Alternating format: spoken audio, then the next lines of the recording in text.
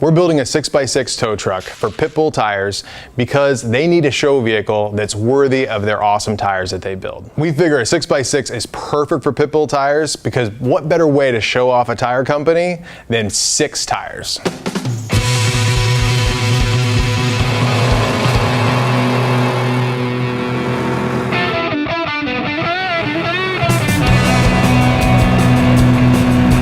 This poor guy was so proud of this truck too. Well, the first step is taking this old 94 Dodge that's a pile sitting in the driveway and get it into the shop and start stripping it down. We use that because it has a great engine and transmission setup already in it from the factory. We've got a nice 12-valve Cummins, an NB4500, and a semi-decent transfer case that we may or may not use. We're keeping very little of it. About half of the frame, engine, transmission, and that's about it.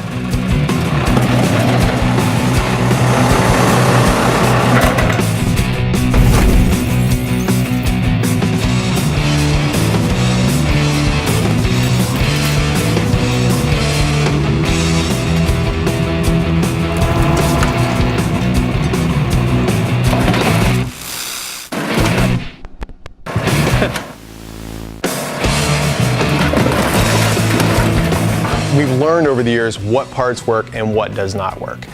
What's readily accessible at our local salvage yard and what is not.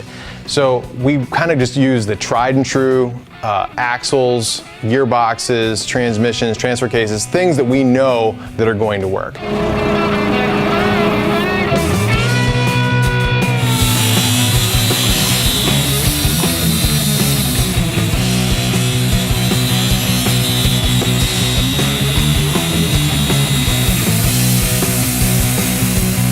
The 12-valve Cummins is a great power plant for a couple different reasons. Tremendous amount of low-end torque, which is great for off-roading and wheeling, and they're super simple. Once we have those pieces, then it's all about linking it all up and getting it all together. I feel like if it's not broke, don't fix it. If it's a tried and true, it holds up to the abuse we're going to throw at it, then we're going to keep using it.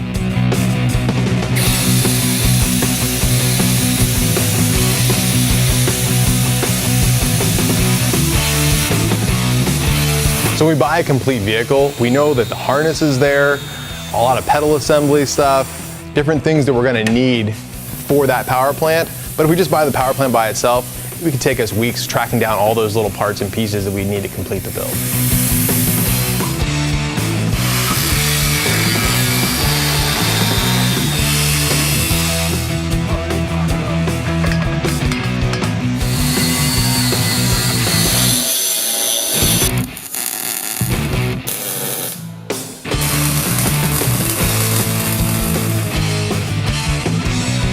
We've never had a crazy idea that hasn't worked so far. However, we have, in the middle of a build, taken a look at it and see that the proportions are off or something is not quite right. And that's when you have to be humble enough to change the design midstream to make sure that it's going to work in real life. That's kind of the thing that is the beauty of it. You can do a rendering of the build, you can kind of have an idea of what you're doing, but halfway through, if you're looking at it and you're like, this is not gonna fly, you have to be bold enough to make the change there so that you stay faithful to what your ultimate goal is.